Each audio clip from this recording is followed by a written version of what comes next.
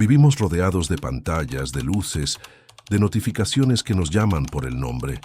Nos movemos entre edificios, espejos y rutinas con una seguridad que roza la hipnosis. Y sin embargo, ¿cuántas veces has sentido que todo lo que ves no es real? Como si algo muy dentro de ti te gritara que esta realidad no es más que un teatro bien diseñado, como si el mundo que te rodea fuera una proyección cuidadosamente construida, y tú, sin saberlo, fueras el espectador y el prisionero al mismo tiempo. Platón lo describió hace siglos: hombres encadenados dentro de una caverna, observando sombras proyectadas en una pared, creyendo que eso era lo único que existía. Hoy, esa caverna no es una metáfora antigua, es el algoritmo, es la ideología, es el contenido que consumes, la información que filtra tus pensamientos y los moldes invisibles que dan forma a lo que llamas realidad.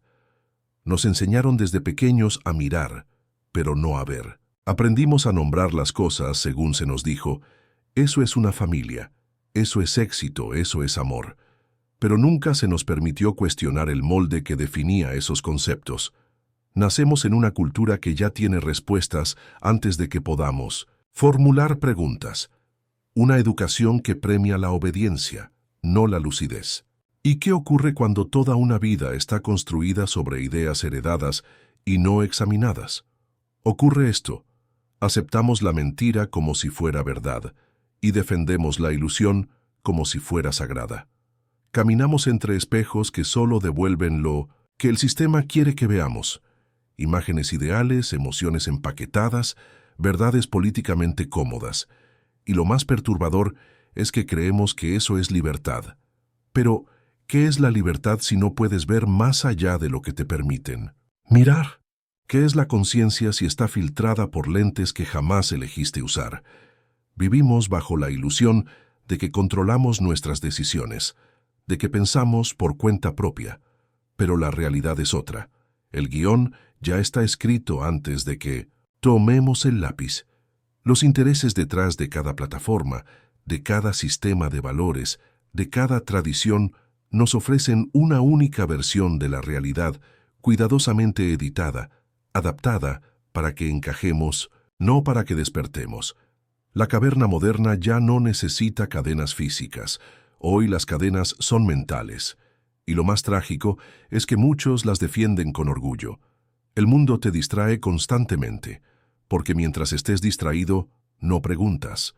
Mientras estés ocupado persiguiendo lo que debes tener, una carrera, una pareja, un cuerpo, una opinión popular, no tendrás tiempo para mirar el origen de todo.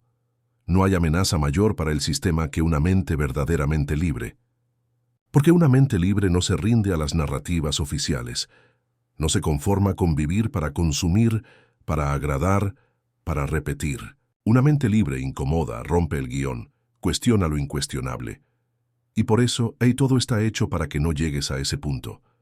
La caverna no te teme si estás entretenido, te teme si estás despierto. Y despertar no es solo dudar, es empezar a ver sin filtros, es sentarte en silencio y observar cómo todo lo que dabas por hecho empieza a tambalearse. Es darte cuenta de que el amor no siempre es amor, que el trabajo no siempre es dignidad, que el éxito no siempre es libertad. Es entender que gran parte de lo que crees viene de otros y que lo que te define ha sido escrito en voz ajena. Y entonces, algo en ti se fractura, porque descubrir que vives dentro de una mentira no es romántico, es violento, es doloroso, es profundamente solitario, pero también es el primer paso hacia algo que nadie te puede quitar: la lucidez. Porque una vez que ves, ya no puedes dejar de ver. Una vez que te das cuenta de que las sombras no son la realidad, empiezas a buscar la fuente de la luz, que aunque duela, aunque te deje sin certezas, aunque te arranque el suelo bajo los pies, vale la pena, porque vivir en una mentira cómoda es más fácil. Pero vivir en una verdad cruda es más humano, más real, más tú. Imagina por un instante que todo lo que crees pensar por tu cuenta no es más que una repetición sofisticada de voces que te habitan, que tus opiniones, tus elecciones, Tus miedos y tus deseos no emergen de tu esencia, sino de una arquitectura invisible que fue levantada dentro de ti sin tu permiso, y no por maldad, sino por costumbre, por necesidad social, por herencia. Desde que nacemos, alguien nos dice cómo deberíamos ser, qué deberíamos querer, a quién deberíamos amar, qué deberíamos temer. Te moldean antes incluso de que seas consciente de que estás siendo moldeado. Y cuando abres los ojos, ya estás atrapado dentro de un guión que no escribiste, actuando escenas que no cuestionas.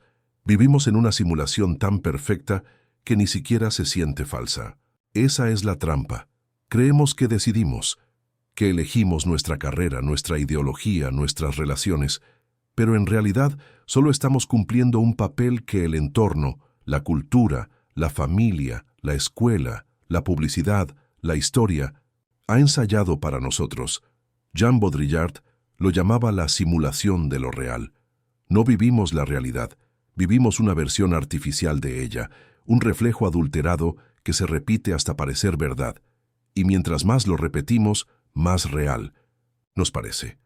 ¿Qué es más peligroso que una mentira repetida con tanta convicción que se convierte en identidad? Piénsalo. ¿De dónde vienen tus ideas sobre el éxito? ¿Sobre el cuerpo ideal? ¿Sobre el amor, la espiritualidad, la felicidad? ¿Qué parte de eso fue realmente tuya? ¿Y cuánta fue aprendida, copiada, heredada? Nos definimos por elementos que no controlamos. Soy extrovertido, soy católico, soy feminista, soy racional, soy conservador. Pero ¿quién decidió eso? ¿Quién te enseñó a nombrarte así? Lo más probable es que en algún momento solo repetiste lo que otros nombraron por ti. Y mientras más lo repetiste, más te lo creíste. A eso le llamamos ser alguien. Pero ¿y si ser alguien fuera en realidad la mayor trampa de todas? Nos aferramos a etiquetas, a ideas fijas, a estructuras de pensamiento como quien se aferra a una tabla en medio del naufragio, porque sin eso sentimos que nos disolvemos. Pero tal vez eso sea lo necesario, disolver lo que no eres para, por fin, acercarte a lo que eres. El problema es que nadie te prepara para ese vacío, para ese abismo donde no hay respuestas rápidas ni sentido empaquetado. Solo una pregunta brutal que resuena desde el fondo. ¿Quién serías si te vaciaras de todo lo que te enseñaron a ser? Y no se trata de rechazar todo lo que viene de afuera. Se trata de observarlo, de desnudarlo, de preguntar, ¿esto es mío? ¿Esto me hace bien? ¿Esto nace de mí o fue sembrado por otros? Cuando empiezas a hacer esas preguntas, la jaula mental comienza a crujir. No porque seas débil, sino porque estás despertando, porque te atreves a mirar lo que la mayoría prefiere ignorar. Y eso es incómodo, porque la comodidad está en repetir, no en cuestionar. La comodidad está en cumplir con lo que se espera, no en interrumpir el ciclo. El sistema, y no hablo de teorías conspirativas, hablo del tejido invisible que organiza nuestras vidas, no necesita que pienses, necesita que funcionas, que consumas, que opines, que trabajes, que votes, que te distraigas, que produzcas, que reacciones. Y cuanto más encajes, más exitoso pareces. Pero en el fondo, más lejos estás de ti. Porque encajar no siempre es sinónimo de autenticidad. A veces es simplemente el precio que pagas por no sentirte solo. Y ahí está el dilema. ¿Preferimos ser aceptados o ser reales? ¿Cuántas veces has callado una opinión, un deseo, una intuición solo para no desentonar? ¿Cuántas veces te traicionaste a ti mismo por no incomodar? Nos volvemos expertos en actuar, en adaptar nuestras emociones a los contextos, nuestras creencias a las expectativas, nuestros sueños a lo posible. Y con el tiempo, olvidamos que era auténtico y que era máscara. Pero hay un punto de inflexión, una grieta, una incomodidad que empieza a crecer en silencio, como una semilla que no pediste, pero que no puedes ignorar. Es esa sensación de falsedad, de desconexión, de estar viviendo sin estar realmente vivo. Y ahí comienza el verdadero trabajo. El trabajo de desaprender, de cuestionar, de romper el guión. Porque sí, Puedes vivir toda tu vida dentro de una mentira bien decorada. Muchos lo hacen. Pero también puedes elegir otro camino, el de la autenticidad cruda, el de la conciencia, el de mirar sin filtros aunque duela.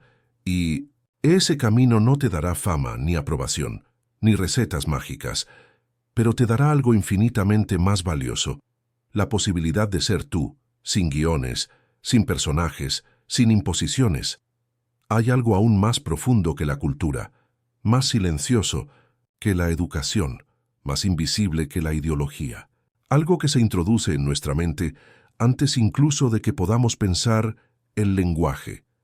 Nacemos dentro de una lengua como quien nace dentro de un templo, y desde ahí, desde esas palabras, empieza a construirse el mapa de lo posible.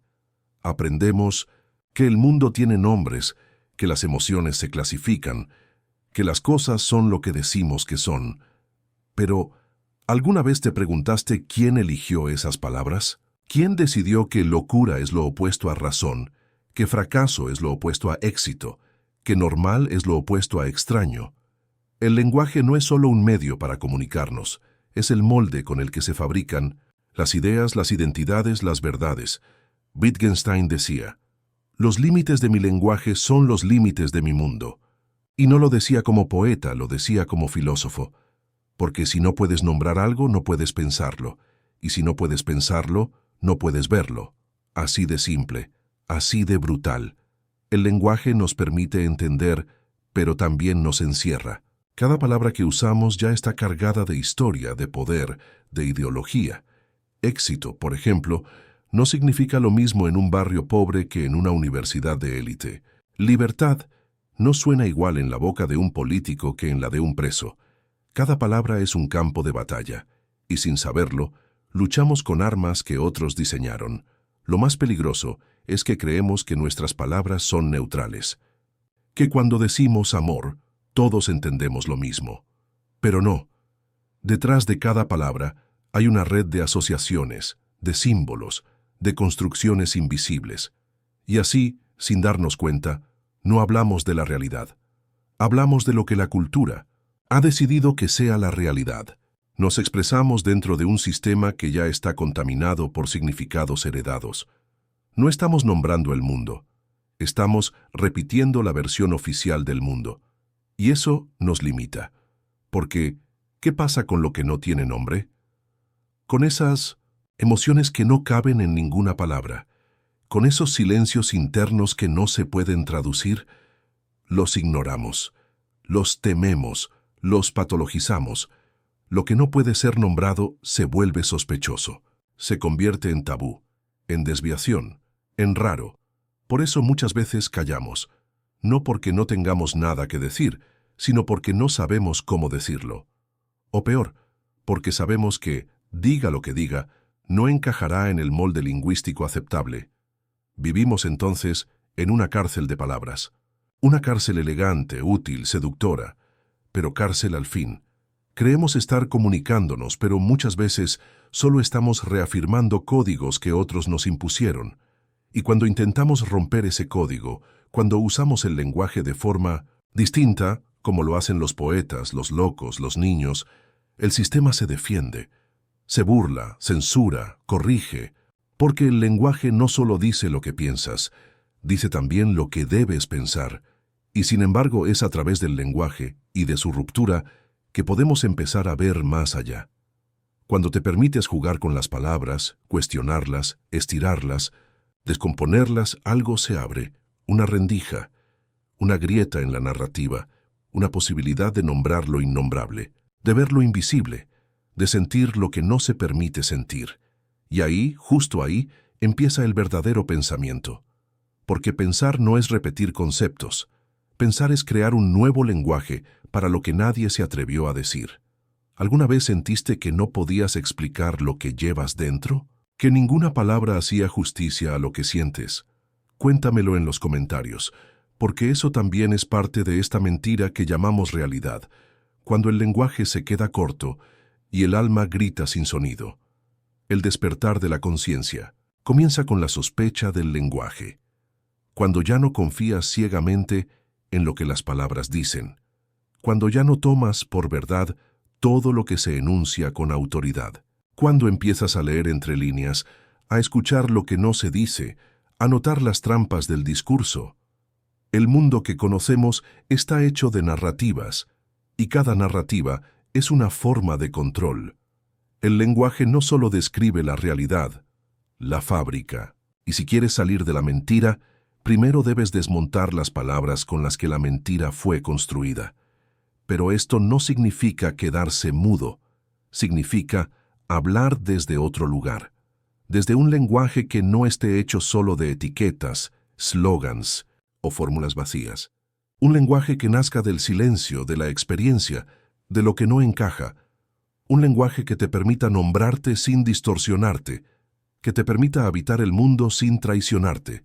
Ese lenguaje no se aprende en la escuela, se recupera en la intimidad, en la soledad, en la lucidez brutal de quien ya no puede fingir. Y cuando ese lenguaje empieza a brotar, no necesitas gritarlo, porque basta con mirar distinto para que todo se tambalee. Basta con nombrar algo desde otro lugar para que el mundo tiemble, porque el verdadero cambio no empieza con una revolución externa, empieza con una palabra nueva, una palabra honesta, una palabra que no obedezca. Despertar no es una experiencia luminosa, no hay ángeles, no hay música celestial, no hay aplausos del universo. Despertar es, muchas veces, un proceso violento. Es como abrir los ojos en una habitación en llamas. Es darte cuenta, de golpe, de que has vivido en piloto automático, que tus certezas eran disfraces, que tu identidad era una construcción. No hay nada más incómodo que mirar de frente todo aquello que evitaste durante años, porque mientras vivías dentro de la mentira, al menos había estructura, había propósito, había pertenencia. Pero cuando la mentira se rompe, lo que queda no es la verdad inmediata. Lo que queda es vacío. Es ahí donde muchos retroceden, porque la verdad no llega con respuestas, llega con la desaparición de todas las que te habían servido hasta ahora. Te sientes desnudo, inseguro, desamparado. Todo lo que te anclaba comienza a disolverse, tus creencias, tus rutinas, tus vínculos. Te miras en el espejo y no sabes quién eres. Caminas por las calles y todo parece tener otro color, otra textura, otro ritmo. Es como si el mundo ya no te reconociera y tú tampoco a él. No estás loco, estás viendo. Arthur Schopenhauer lo expresó con brutal claridad. El ser humano está impulsado por una voluntad irracional, una energía ciega que lo arrastra hacia el deseo, el sufrimiento y la repetición. Ver eso no es liberador al principio, es desmoralizante, porque te hace entender que gran parte de tu dolor no era un error del sistema, era el sistema, que lo que te lastima no es una anomalía, es el motor de esta estructura llamada existencia. Y entonces llega el duelo por todo lo que creíste real, el duelo por el tú que ya no puedes ser, el duelo por el mundo que se cayó. No hay ya atajos, no hay fórmulas, solo queda caminar entre los escombros de tus antiguas ilusiones sin prometerte ningún cielo al final, porque el despertar no es una meta, es un umbral, y cruzarlo es un acto de fe sin religión, un salto sin red, un sí silencioso al vértigo de lo incierto. Muchos lo confunden con depresión, pero no es tristeza lo que sientes, es desprogramación. Estás soltando estructuras mentales tan profundas que tu mente ya no sabe a qué aferrarse. Por eso duele, por eso cansa, por eso asusta, porque es más fácil vivir dentro de una mentira establecida que enfrentar el desierto de la verdad sin adornos. Pero si tienes el coraje de quedarte ahí, en el silencio, en la incomodidad, en el no saber, algo nuevo comienza a gestarse. No una nueva creencia, no una nueva ideología, sino una presencia distinta, más honesta, más desnuda, más viva. Te das cuenta de que no necesitas reemplazar una mentira con otra. No necesitas buscar la verdad definitiva para sentirte seguro otra vez. Puedes aprender a estar en la intemperie, a habitar el misterio, a dejar que la realidad no tenga sentido y aún así mirarla con ternura. Ese es el verdadero despertar. No una iluminación que todo lo aclara, sino una aceptación radical de lo que es, sin necesidad de embellecerlo. Pero claro, nadie te entrena para esto. Todo en la cultura está diseñado para evitar este momento, porque una persona que despierta no se puede manipular, no consume de la misma forma, no vota por el mismo tipo de promesas, no necesita pertenecer a cualquier precio, no repite con fe ciega, y eso incomoda, porque cuando uno despierta inevitablemente confronta a los que aún duermen, no con juicio, sino con su sola presencia. Despertar te vuelve extraño, te vuelve marginal. A veces incluso te hace perder amistades, vínculos, certezas que antes parecían inamovibles. Pero también te da algo que ninguna ilusión puede ofrecerte: libertad interior. No una libertad decorativa, de mercado, una libertad silenciosa, íntima, irreductible. Una libertad que no depende de que el mundo cambie, porque nace del hecho de que tú ya no lo necesitas para ser. Y en ese nuevo estado, comienzas a ver todo desde otra perspectiva. La mentira sigue ahí, pero ya no te habita. Las máscaras siguen, actuando, pero tú ya no aplaudes. Ves la simulación, pero no participas como antes. Y aunque eso duela, aunque a veces extrañes el consuelo de no saber, comprendes que este dolor tiene otra textura. Es un dolor que limpia, que afina, que revela. Porque al final el despertar no es una meta filosófica, es una revolución silenciosa, una revolución que ocurre en la mente, en el lenguaje, en el cuerpo, una revolución que no necesita pancartas ni seguidores, solo necesita una mirada honesta, una que ya no soporte seguir viviendo dentro de una mentira, aunque esa mentira tenga todos los adornos del éxito y del sentido. Después del desierto viene algo extraño. No una respuesta, no una recompensa, sino un estado, un modo distinto de estar en el mundo. Es como si todo siguiera igual. El ruido, las normas, las máscaras, pero tú ya no pertenecieras del mismo modo. Caminas entre los demás, pero no te fundes. Escuchas las noticias, pero no te arrastran. Participas del juego, pero sin olvidar que es un juego. No se trata de cinismo ni de indiferencia. Es algo más profundo. Es haber visto la estructura detrás del telón y haber elegido no volver a cerrar los ojos. Vivir despierto no significa haber alcanzado la verdad absoluta. Significa haber soltado la necesidad de buscarla.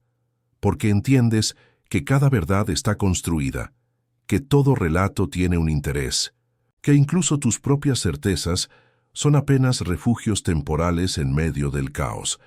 Ya no te aferras a ideas como quien se agarra de un salvavidas.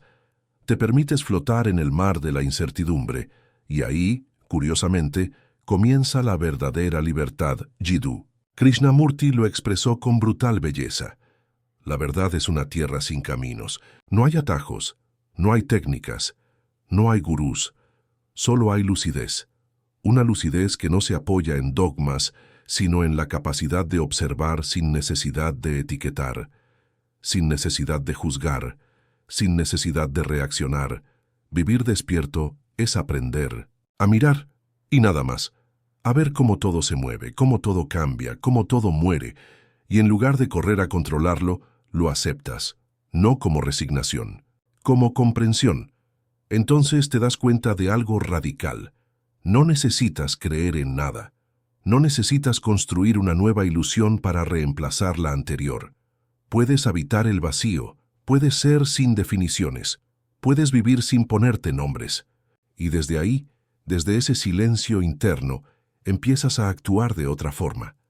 No porque debas, sino porque algo en ti se volvió más honesto, más coherente, más liviano. No buscas convencer a nadie, no peleas por tener razón, no necesitas que el mundo te valide, porque ya no estás en guerra, ya no estás huyendo, ya no estás buscando sentido como quien busca aire, porque entiendes que el sentido no está ahí afuera, ni en una religión, ni en una pareja, ni en una meta. El sentido, si acaso existe, nace de mirar con profundidad lo que está aquí, ahora, sin adornos, y eso transforma todo. Porque dejas de exigirle al mundo lo que antes le reclamabas. Dejas de proyectar tus carencias. Dejas de mendigar reconocimiento.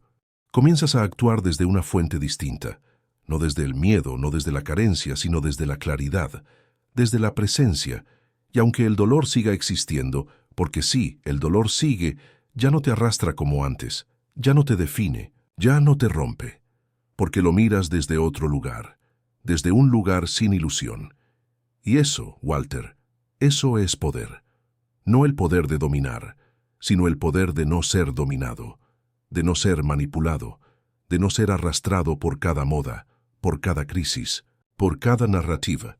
Es el poder silencioso de quien se conoce lo suficiente como para no dejarse arrastrar por lo que todos llaman realidad.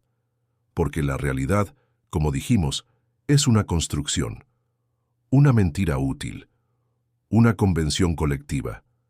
Pero tú ya viste lo que hay detrás, y una vez que ves ya no hay vuelta atrás. Vivir despierto no es cómodo, no es popular, no es rentable, pero es profundamente verdadero. Y en un mundo que se derrumba por exceso de mentiras, la verdad, aunque sea incómoda, es lo más humano que nos queda. Por eso, si este texto resonó contigo, si alguna parte de ti sintió ese temblor interno de quien se está rompiendo por dentro para poder ver con más claridad, entonces estás en el lugar correcto. No estás solo. Muchos hemos despertado y seguimos caminando, aunque a veces duela, y esa es nuestra fuerza. No buscamos guías ni promesas, solo buscamos mirar. Y mirar con honestidad es el acto más revolucionario que existe. Déjame en los comentarios lo que sentiste al ver este video. ¿Te viste reflejado en estas palabras? ¿Has sentido que vivías dentro de una mentira que llamabas realidad? Quiero leerte, de verdad. Si esta reflexión tocó algo en ti, suscríbete al canal, deja tu like y acompáñame en el próximo viaje, porque esto no termina aquí, recién empieza.